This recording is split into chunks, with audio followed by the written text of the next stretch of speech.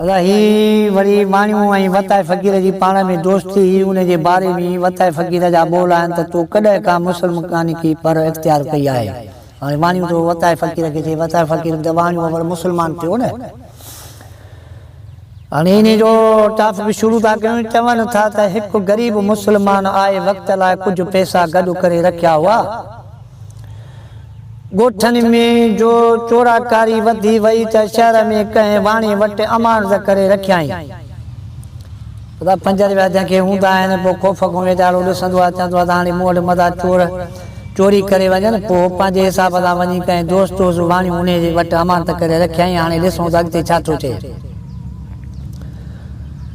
जॾहिं ज़रूरत पियसि त वाणी खां घुर कयाई। वाणी टाल मोल शुरू कई, टाल मटोल शुरू कई, माना नटाइण।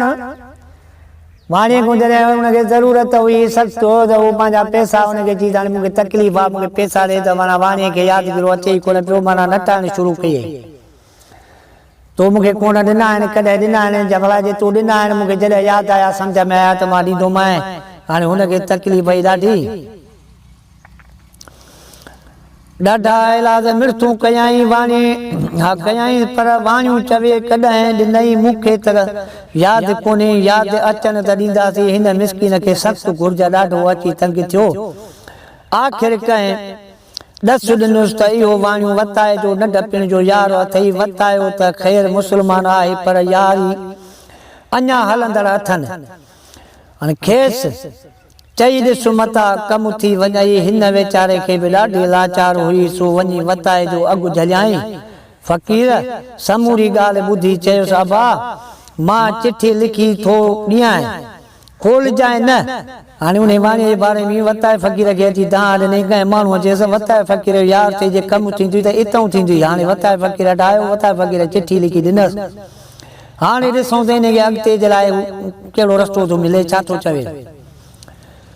ॼाए खोलजांइ न, वञी ॾिस अलाह कंदो तुंहिंजो कमु थी वेंदो, पर हाल ॻाल्हि खुटाइणी। हमरा चिठी खणी वाणी वटि पतो ऐं ॿुधायांसि त हीअ चिठी वताए फ़क़ीर ॾिनी आहे ऐं वरंदी बि घुरी उथाई। वाणी चिठी खोले कन पल में सचो पघर जी वियो। हा खोले कन पल माना कन गल सॼो जिस्म हिन जो सॼो पघिरजी वियो। जंहिं महिल वताए फ़क़ीर जी चिठी वाणीअ खे मिली ऐं पढ़णु लॻो ऐं न्यापो मिलियो, पघिरजी वियो। हमरा खे चयाईं सुभाणे अचु तुंहिंजो कमु थी वेंदो। ॿिए ॾींहुं जीअं ई हमरा वाणीअ जे दुकान ते पहुतो त वाणीअ रक़म संदसि हवाले कई। हमरा पुछियुसि काका ॾे ख़बर वताए फ़क़ीर कहिड़ो तावीज़ कई। वाणी वराणियूं तुंहिंजो कमु थियो, हाणे छॾ ॿियनि ॻाल्हियुनि खे, पर हमरा खे अची उण तुण थी सो वताए वटि आयो। चयाईं फ़क़ीर रक़म त मिली पर दिलि नथी ठरे, त आख़िर मूं हेतिरनि ॾींहंनि खां इलाज कया मांसि ऐं ॿियनि बि चङनि भलनि चयोसि, पर हिन हमेशह थिए चयो यादि कयां मूंखे यादि कोन थो अचे। त तूं मूं वटि अमानत रखी आहे, पोइ ही ओचितो हिन में कहिड़ो फेरो आयो। फ़क़ीर हमरा खे घणो परेशान थींदे ॾिसी चयो मां वधीक कुझु कोन लिखियोमांसि, बसि इहो लिखियोमांसि त तूं कॾहिं खां मुसलमानी पर इख़्तियार कई आहे। इहो इन जे करे जो वाणिया ईमानदार आहे। हाणे वाणीअ खे यादगिरो पियो ॾियारे पंहिंजे मज़हब जो, त ही पैसा त मुसलमान जा आहे, ठगियूं फिरेब कूड़ मुसलमान कंदा आहिनि, वाणियूं न कंदो आहे, वाणियूं सचार आहे। पोइ तॾहिं वताए फ़क़ीर चिठीअ में इहो लिखियुसि त तूं कॾाकूं जेको आहे मुसलमान थियो आहीं।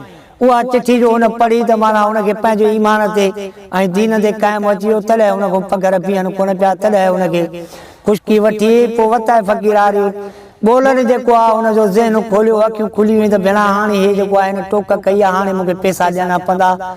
पोइ यकदमि यादि बि अची वियसि। पोइ जेका हुनजी अमानत हुई हुनखे ॾिनई, जंहिं ते माण्हू हैरान थी विया त तोखे वताए फ़क़ीर कहिड़ो तावीज़ करे ॾिनो। तावीज़ इहो होसि जेके हुनखे पंहिंजे मज़हब जूं ॻाल्हियूं ॿुधाए ऐं लिखी मोकिलियई, जेको हो सम्झी वियो ऐं हुनजो कमु थी वियो। सो अहिड़ा बि माण्हू आहिनि।